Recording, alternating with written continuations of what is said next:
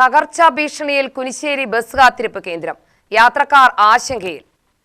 Kunissery post office ജംഗ്ഷനിലെ bus കാത്തിരിപ്പ് കേന്ദ്രം ബലക്ഷയം മൂലം തകർച്ചയുടെ വക്കിലെത്തിയിട്ടും അധികൃതരുടെ ഭാഗത്തുനിന്നും നടപടി ഉണ്ടാകാത്തത് യാത്രക്കാരെ ആശങ്കയിലാക്കുന്നു. അപകടാവസ്ഥയിലായ കെട്ടിടം ഏതു സമയവും ഇടിഞ്ഞു വീഴാമെന്ന ഭീതിയെ തുടർന്ന് ആളുകൾ ബസ് കാത്തിരിപ്പ് കേന്ദ്രം ഉപയോഗിക്കാൻ മടിക്കുകയാണ്. നെന്മാറയിലേക്കും ആലത്തൂരിലേക്കും യാത്ര ചെയ്യുന്നവർക്കും കുനിശ്ശേരിയിലെയും സമീപ പ്രദേശങ്ങളിലെയും സ്കൂളുകളിലെ വിദ്യാർത്ഥികൾക്കും പ്രധാന ആശ്രയ കേന്ദ്രമായിരുന്നു ഈ ബസ് കാത്തിരിപ്പ് കേന്ദ്രം.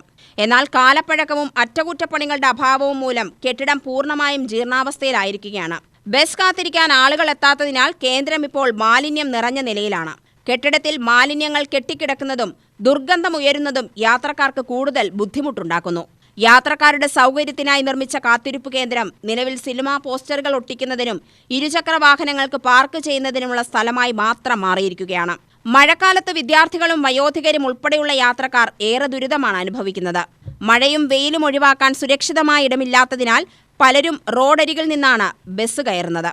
അപകട സാധ്യത കണക്കിലെടുത്ത് കെട്ടിടം ഉടൻ പൊളിച്ചു മാറ്റുകയോ നവീകരിക്കുകയോ ചെയ്യണമെന്നാണ് നാട്ടുകാരുടെയും യാത്രക്കാരുടെയും ആവശ്യം.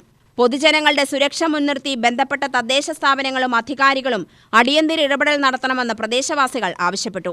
ശുചീകരണവും പരിപാലനവും ഇല്ലാത്തതിനാൽ ഇവിടം സാമൂഹിക വിരുദ്ധരുടെ താവളമായി മാറാൻ സാധ്യതയുണ്ടെന്ന ആശങ്കയും നാട്ടുകാർ പങ്കുവച്ചു. UTV news, Palakkad.